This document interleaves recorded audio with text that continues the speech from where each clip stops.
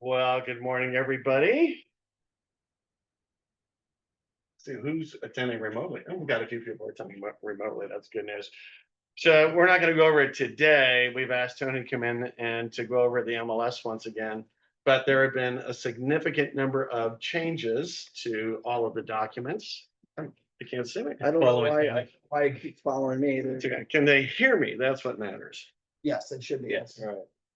But one change that I did want to go over is in regards to the residential purchase agreement, specifically section 3G3. We'll have examples next week. But one expert excerpt that's been removed that was in the previous RPA, if in the event you were to have put in compensation greater than what's in the buyer representation broker compensation agreement, the seller would have no obligation to pay the compensation. So now that's been removed. So that's beneficial for us. So finally, we saw a change that's beneficial for us as an agent, as a matter of fact. The buyer representation broker compensation agreement still exists. They've made minor changes to that. And then escrow, actually, it's interesting. There's language in the purchase contract that says that the buyer's agent should not receive anything more than what's in the buyer representation agreement. I don't know why it says cannot, Right. interestingly enough, but on the uh, sections 18 and 19 of the RPA, it then addresses that. So in no case can you ever receive more than what's on the buyer representation broker compensation agreement. So similarities, but yet something that was removed is going to make it more beneficial for us. But there have been significant changes in all the other forms. We'll go over that next week. But today's discussion is going to be put on by Tony, Orange County Realtors, and we've asked Tony to go over the MLS. We have a number of new people, actually. Awesome. So we thought that this would be a good platform for us to introduce that, and you don't have to attend classes remotely or go to the Board of Realtors. So Tony, thank you for coming today. Thank you very much for having me. Well, good morning, everybody. Good morning, all the newbies here. Quick introduction. My name is Anthony or Tony. I work at Orange County Realtors. Been there almost 23 years. Started off in the MLS department. Guaranteed I'll speak to everybody regarding rules, regulations, violations, all that fun stuff. What I'm also involved with is our outreach. Our outreach program is designed to come out here to your office or be online to give you training on all your tools. Richard and Carlos have me out here to go over all that. So today is our big focus on MLS. So hopefully I can show you some quick, easy, fun techniques to be able to find properties quickly and easily. Now, I know a lot of people like to use the apps, which is fine, but I think ultimately the advantage of being able to have Matrix is to be able to log in on your phone, tablet device to still be able to do what you need to do, whether it's running a quick search, setting up an auto email, inputting a listing. Maybe we need to input a listing at a listing appointment just to show how quick and effective we are as real estate professionals. Okay. We can get a contract signed right then and there, right in front of them electronically. We should be able to also input a listing. So with that said, we're going to be logged into the MLS. And when I log, oops, of course, I've got to share my screen because my coffee hasn't kicked in.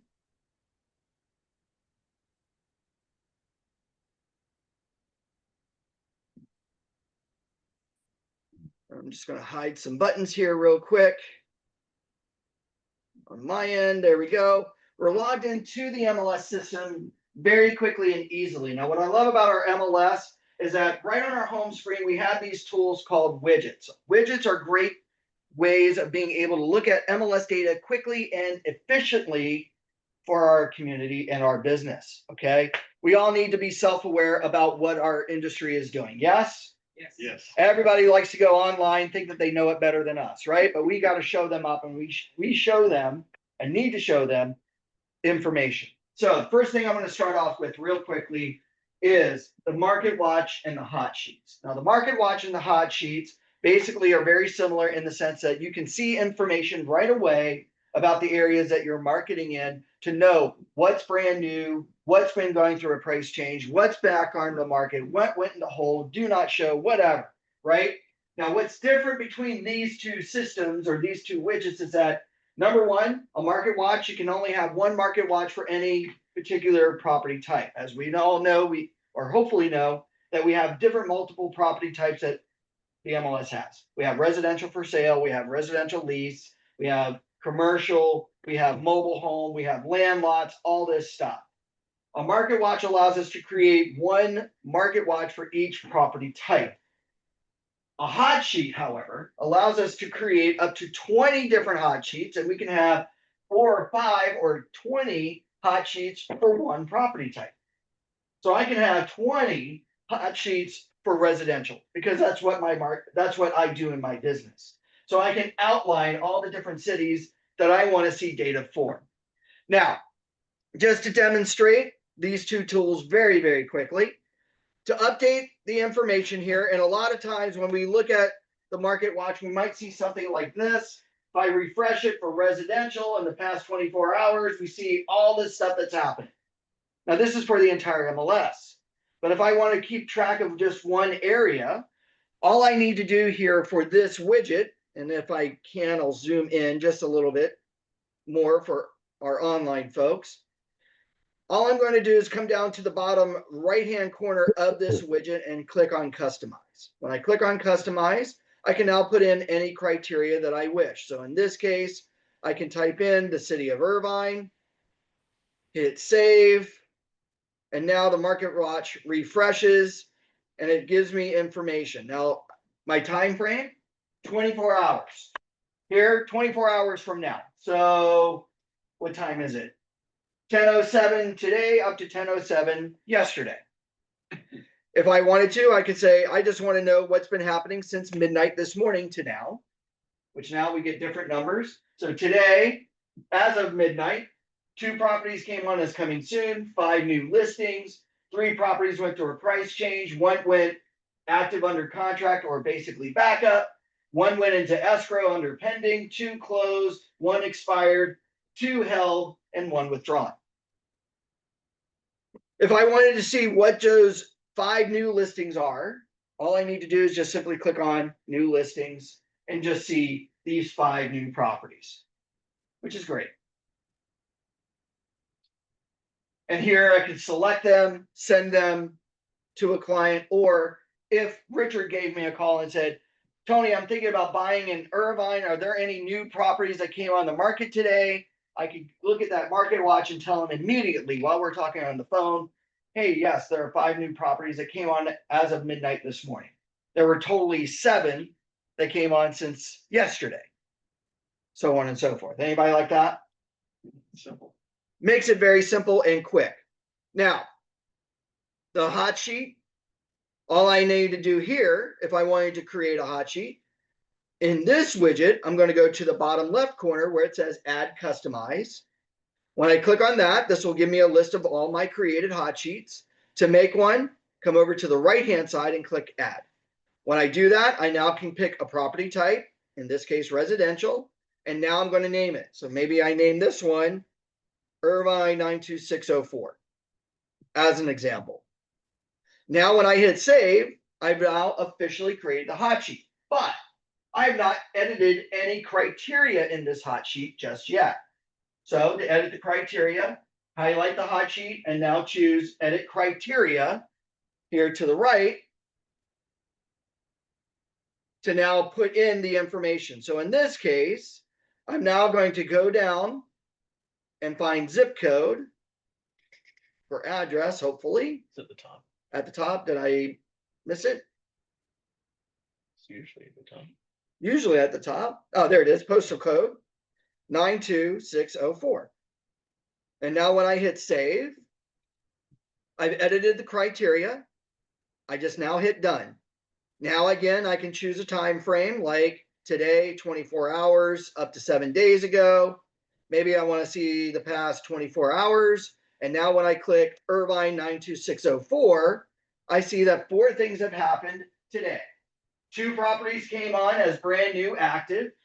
2 listings went from active to pending, and 1 listing went from active under contract to pending. And now we can see those properties. So now we can see things at a quick glance, but it's an entire sheet. So if it's something is closed, will it show up there? Yep, it'll show in here. So if I pull up So it happens in this time frame. in this time frame, in this zip code, this is what's been happening just today. If I went back and chose 24 hours, or I'm sorry, say 3 days and chose that same one in the past 3 days, one listing closed, 2 properties still went into pending, one actually went through a price change, and 3 new properties came on the market within the past 3 days. So we get a different sense of what we're needing to know about our information. Anybody like this? All right, good. Any questions on hot sheets or market watch? No. All right. So let's find some properties real quickly. I do have a question. So Yes, sir. the product type is cross property. Is that a selection when creating a hot sheet? Yes. So when I go to add modify, and I go to add a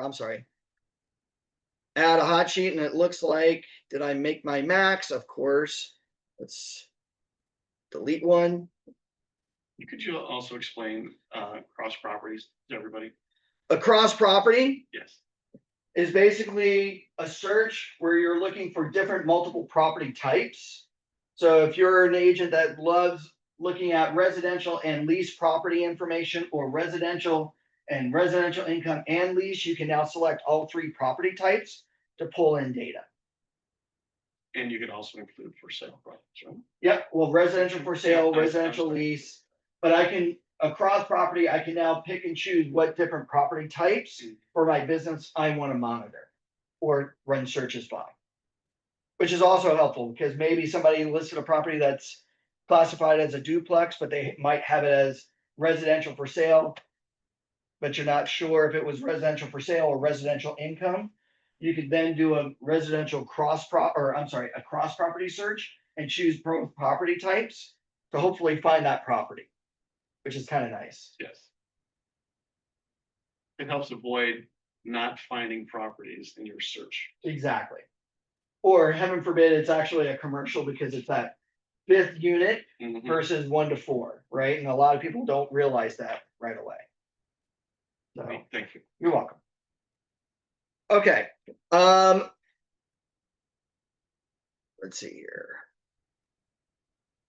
Running a search.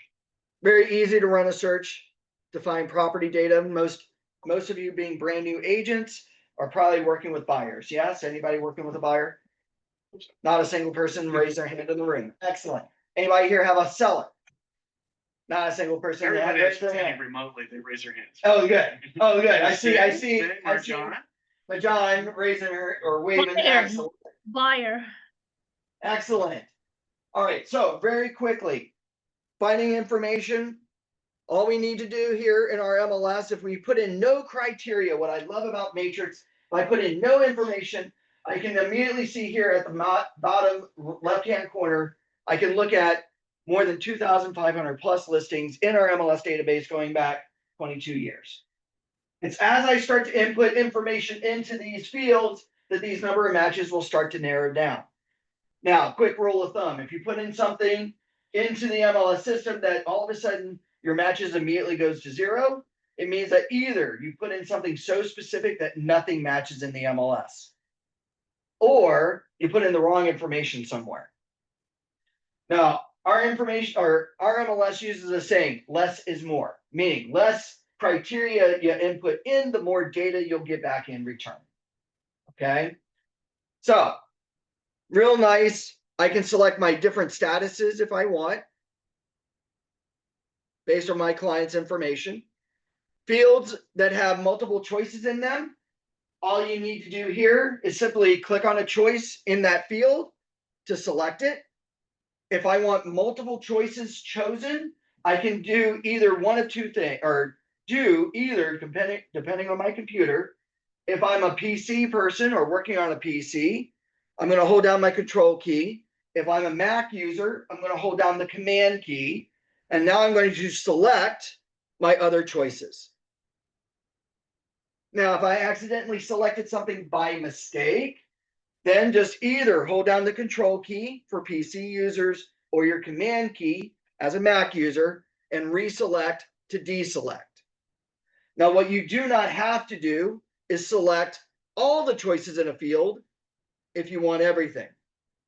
As a matter of fact, MLS says, and why you have an or here, that if you select nothing in that field, it's automatically assumed that you're looking for everything in that field. Now, over here in the middle, county, city, MLS area, and subdivision or tracts. What I love about these fields here, if I happen to select orange as an example, then the city field immediately narrows down to only give me those cities associated with that county. If I select just that city, then only the MLS areas associated with that city are able to be chosen. And if I select an MLS area, then only the subdivisions or tracts are able to be selected. Now we can eliminate one of these choices. And one of those choices being the county. Why? Because how many cities do you know are in multiple counties here in California? Like how many Irvines are there in the state of California? One. What county does it happen to be in? Orange. So unless you're looking for county data, you don't need to select this. But instead of going up and down this entire city list to find your cities, and I get it, a lot of agents will select a city, hold down their control key, command key, go up and down, select the next, and then the next, and the next. And then by your fourth or fifth city, you get what they call the finger hiccup, where you accidentally let go of that control key or command key. And then when you select the next one, it deselects everything else. Anybody ever have that problem? It's a pain, right? I'm going to cheat. Here, underneath where it says city, you have a white box here. If you click in that white box, get your cursor to blink, all you should need to do is type in the city. Now, even though it highlights it, don't click on it. Instead, to officially select this city, after you type it, simply type a comma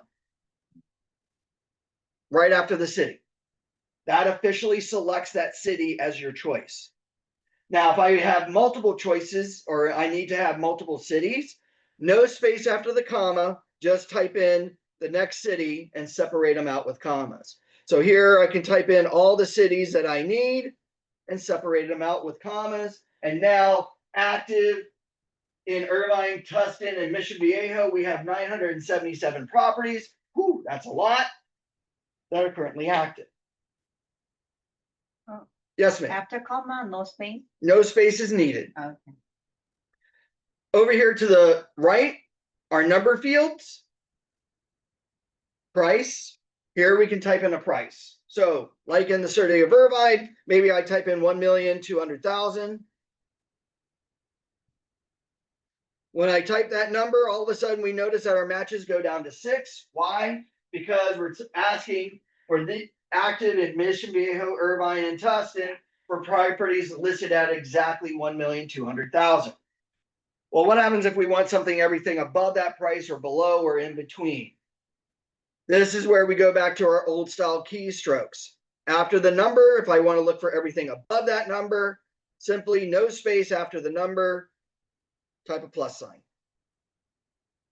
So 1,200,000 equal to on up, active, we have 706 properties. If we want to look for everything below that price, simply type a minus sign. Much less. Much less. 277 properties are 1 million on down. What does that tell you about the market, right? Kind of crazy, right? But how often does a client say, well, look for everything above a price or below a price? What do they tend to give you? A range. Excellent. So we type in the low number, minus, no space, and then we put in the high number. So now all of a sudden, we've got properties between 1,200,000 and 1,700,000. We've got 272 properties out of 977 in these 3 cities that are currently active. That's still a lot, right? This is how you want to type in your number fields. Now, if you remember nothing else from today, the question mark. If you happen to forget, because I'm throwing so much information at you with the fire hose, click on the question mark. Next to every searchable field, there is this question mark. If you click on the searchable field or that question mark, it now opens up a quick help button that tells you exactly what that field is looking for and how to type in that data. So as an example, if I enter in that number, we're looking for exactly this. Low number minus the high number, that's your range, plus everything above minus everything below. So the one and only thing that you'll remember today, click on the question mark. Hopefully you'll remember more, but you know. All right. Now, one field you all want to be careful of in all of these other number fields, baths total. Baths total, if you put in here as an example, 2+, most agents will think, geez, if I type 2+ here, I'm looking for at least 2 full bathrooms. Yes? No. In this case, baths total says how many total bathrooms are in the property. Doesn't mean 2 full baths. It could actually mean 2 3/4, a half bath, and a full bath, whatever. You have at least 4 different bathroom types in a property, or that a property could have. We have a full, a 3/4, a half, and quarter bath. Does anybody know what makes up a full bathroom? Bathtub, A bathtub and shower. and sink and toilet, right? It's got to have all 4 components. I love how some homeowners today are getting rid of the shower tub stall and just putting in a shower stall. They're actually downgrading their bathroom. Because a 3/4 bath has at least 3 of the 4 components. It can have either a shower or a tub, sink and toilet. A half bath has 2 of the 4 components, typically what? A sink and a toilet. And a quarter bath has 1 of the 4 components, typically just a sink. So if for whatever reason, if your client says, I need at least 2 full baths, don't put it in the baths total field, put it in at least the full baths field. That way you'll know that you will get the actual count, okay? And then let's actually say 3 to 4 bedrooms today. There we go, perfect, 234. That's still a lot. Yeah. Maybe we'll just get rid of Mission Viejo right now. There we go, 189, that's more manageable. All right, so now we get to our results. Here we can look at the property one-line reports. We get to see the MLS listing number, the status of active, property subtype, townhome, condo, attached, a detached, single family, whatever. Unfortunately, here in Orange County, California, there are no townhome subtypes. This has to reflect on the tax records, what the land usage is. So these would be violations of the MLS rules, but how do I know this? Simply, when I find a property like that, I can click on the MLS listing number, open up the agent full report, look at the APN number, and when we look at the APN number, we're going to see that the property actually, instead of being townhome, will be either single family or condo. In this case, the land usage of this property is condo. That is a, I think, $500 or $750 fine from CRMLS. Uh-oh. Always look at your tax records, always reflect what the property is based on the land usage. I know it may look and smell like a townhome, but you'll be amazed. We want it to be because it sounds sexier, right? It may sound sexier, exactly. Unfortunately, we cannot put lipstick on a camel. So this is what we got to do. Now, when we click on the MLS listing number, we get to see all the listing photos, all the property information, property description, showing instructions, agent remarks, even agent data. Now, I can go from one property to the next from this view by just simply either clicking next at the top left or at the bottom right, or I can jump anywhere in the list of numbers here at the bottom right. Now, if I need to get back to the agent one-line report at the top middle, I'm going to click on agent one-line display, return back to the one-line reports, and continue on. Now, to get properties to a client, I can either select those properties by clicking on the checkbox. Down below, I can go to where it says actions and click on email to email the selected properties. But then come tomorrow, my client wants more properties based on the search criteria. Do I want to have to recreate the search over and over again? No. This is where the auto email kicks in. To send these properties automatically, basically these properties and then any new properties that stay forward, instead of selecting any properties, just simply come down below and next to actions, click on save. And now choose new auto email under that choice and begin to fill in the information. So I can tie it to my client by adding them in as a new client. The yellow fields are required information. So first name, last name, email address is the only thing that's required. Put in my subject line, something that stands out to the client so that they don't think that it's junk mail. A nice welcome message. And then down below, how often are they to get the auto email? Now your choices of 4. Concierge mode basically indicates that I will get the properties first to approve before it goes to the client. So Carlos, being my client, tells me that he wants a backyard with a west-facing flower bed. Well, how often is something like that typed in on a listing? Probably what? Nil to none. So I may have to go through those 189 properties and select only the ones that may have a backyard with a potentially west-facing flower bed.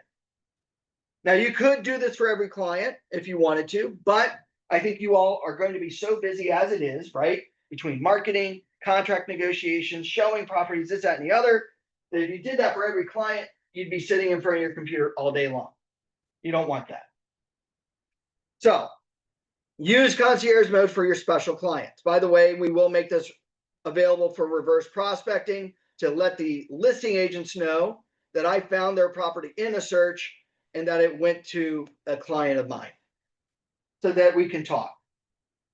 Now, if I don't select concierge, then I'm going to select the schedule. Schedule, we have ASAP.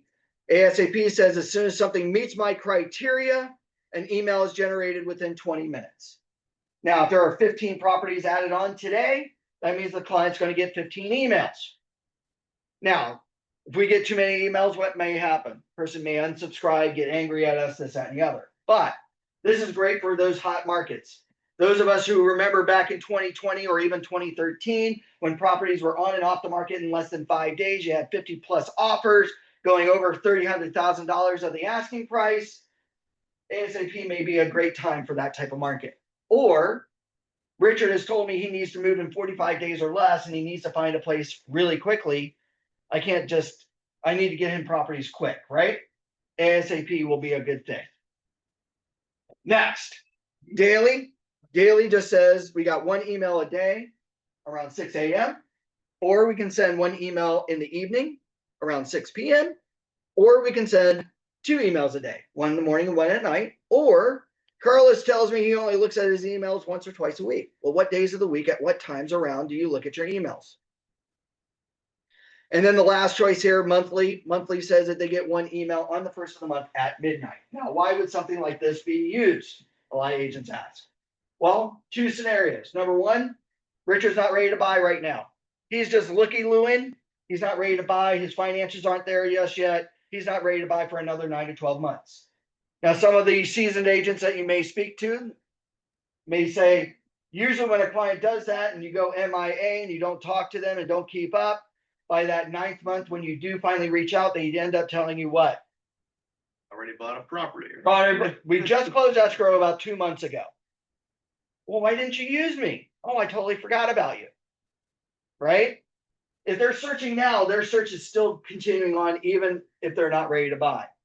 So what I would love the monthly for is to keep that buyer as a lukewarm buyer, because now we are just periodically finding something.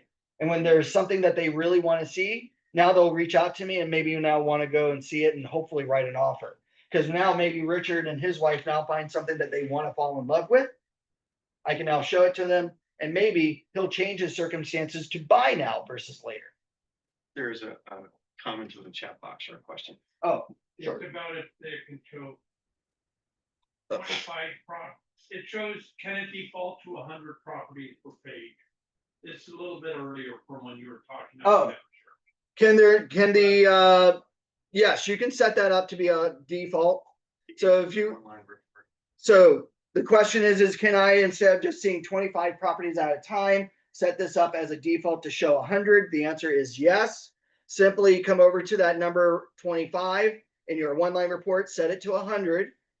And when you do that, right next to that 100, there is a gear icon or a settings icon.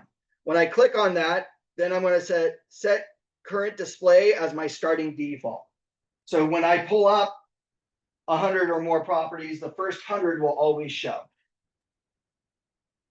which is nice. So here I can set it, or I can reset it back to the 25. Thank you, Tony. You're welcome. And if I don't like the one line report, you could actually set up your own custom views, or maybe you want maybe the agent medium report.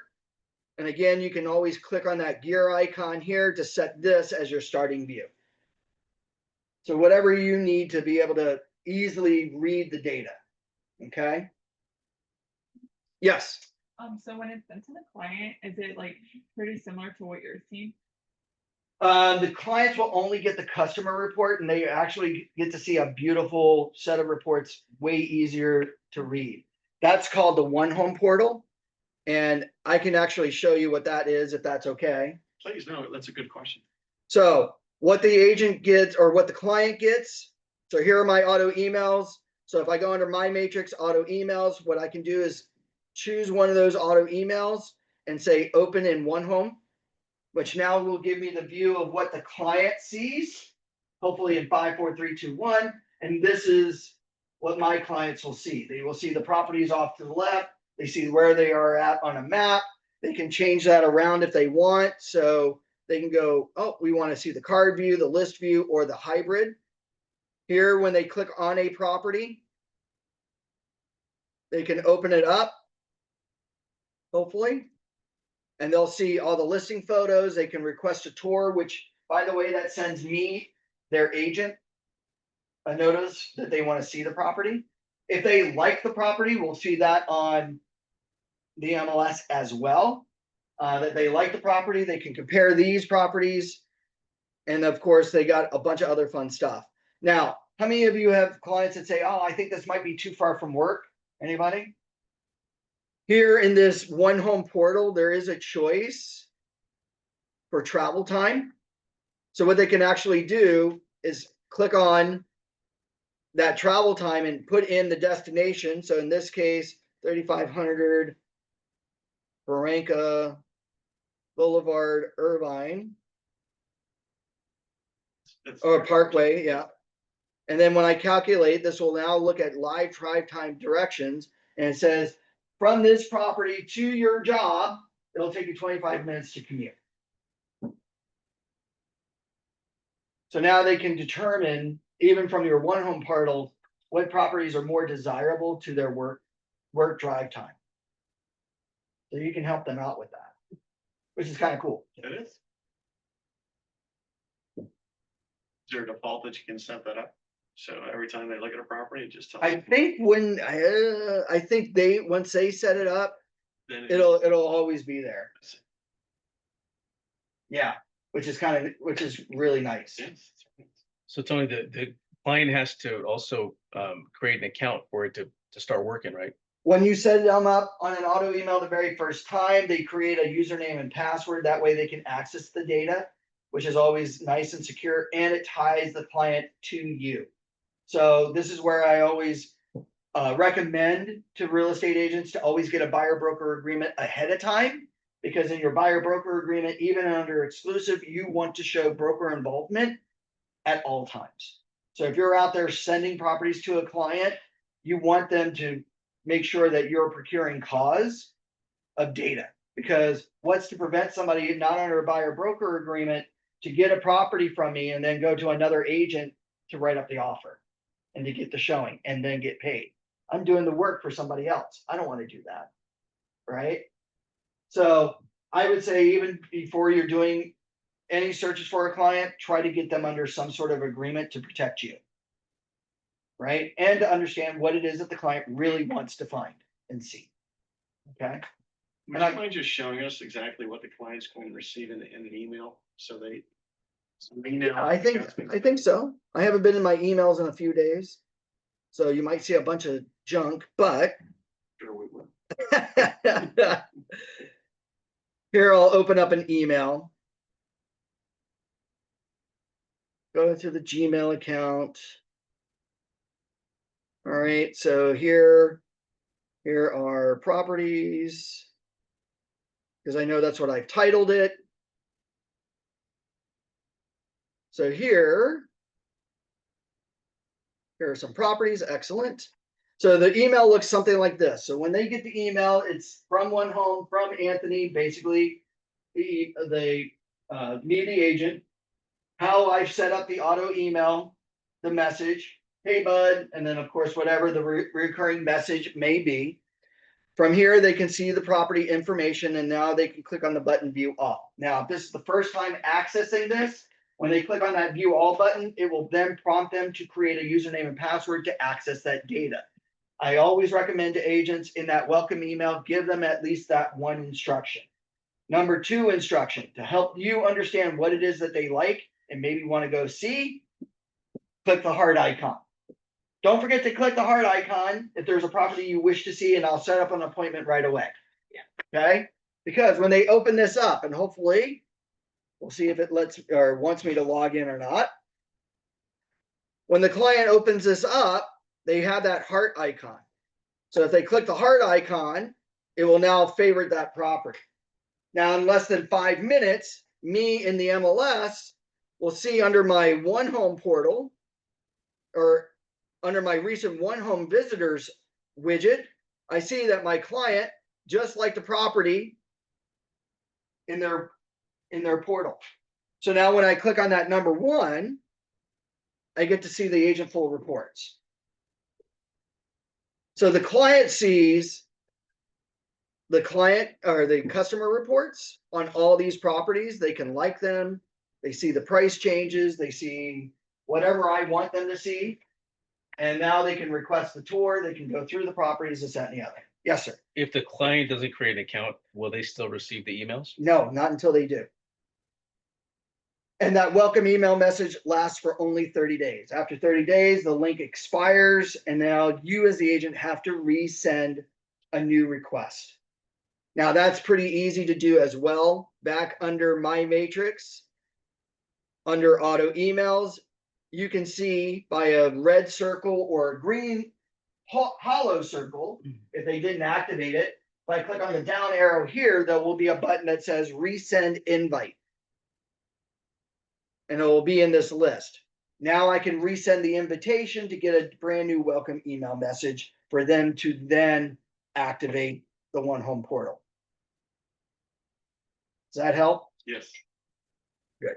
Yes, ma'am. How can I add a client email address on the auto mail? So how do you add them? Yeah. So from your search, go to save. So if I bring up the recent search again here, so down below, go under save. It's right next to actions. Choose new auto email. At the very top where it says contact, click on create a new contact and now input their first name, their last name, and their email address. And then when you hit save, that person's information will be there. So here, maybe Richard Moore. And now when I hit save, Richard's information is right here. Does that help? The best way to do it is just set yourself up to receive it so you see what's being received. You only need a second email. You can't send it to your MLS email. Well, you don't even have to do that. You're always BCC'd on every email anyway. So anytime an email goes out to a client, I'm getting a copy sent to my work email. You can see that. And you can also see those emails directly from Matrix too. So if you're in Matrix here and you go under sent emails, I can now see every email that's been sent, at what date, and we can just see that if the client opened up the email or not. And if I wanted to see, well, geez, they got one new listing on this auto email, I can now click on that choice and see just the one and only listing they received. So it's a great, easy way without having to bombard your email box with even more emails. Because how many of you get at least 1,000 emails a day? 2 people, excellent. Excellent. All right, let's see here. One last thing for basics. Realist tax. I love realist tax. This is a great way of being able to look up property data for listed and unlisted information. So if you're doing a search or you're doing a CMA, you want to look at some hard facts about a property, simply at the top left corner, click up where it says search on that black bar. And now we can type in either the address of the property or the client's name. Now, when it comes to the client's name, you'll notice here there's a format. We do the last name, comma, space, then the first name. So if I wanted to see what Richard owned, I can now simply type in Richard Moore or Moore, comma, space Richard. And now when I press enter, there's probably a dozen Richard Moores in California, but here's every property that Richard Moore may own. Now I can open up one of these properties and actually look at the full client details. But here we're going to take him out because we're not going to look at his properties, but we're just going to pull up a random property here in Irvine. And very quickly we can see what's recorded on title, bedroom, bathroom, who the owner is. We get to see some community quick insights about this property in and around an area. We get to see the APN number, the assessments, special assessments on the property itself, and of course, characteristics. It's a condo, 2-bedroom, 2 stories, 3 total bathrooms. Garage has got 477 square feet, heated, all this fun stuff. Built in 1977. We get to see that the sell score is at 822 out of 1,000. So they may be ready to want to list based on their buying habits, their social media posts, things like that. We also get to see estimated values at 1.4, pretty amazing here in Irvine. But we also get to see something like rental trends. If somebody were to buy this as a potential investment, we're talking between $4,400 to $5,900 a month in rent. How accurate? Pretty darn accurate, especially if you go into the MLS and look in and around and do a CMA under residential leases, you'd probably be fairly impressed. I would say it's probably about 3% off, plus or minus. It's close. It's pretty close. Now, does that fall in line with what the price may be valued at as an investor? I don't know. If you're paying $9,000 a month in mortgage and you're only getting 55, I don't know if anybody likes to be underwater by 4,000, but that could be the case. And of course, you got current, past listing information.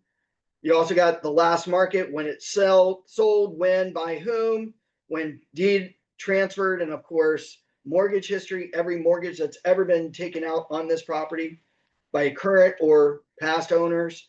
And of course, there would be an extra section here if the property was in distress, like notice of default, Liz Penn's. In between this and the property map, it would say distressed information, which is kind of cool. Are there any questions on any of this stuff? Have I blown your brains up?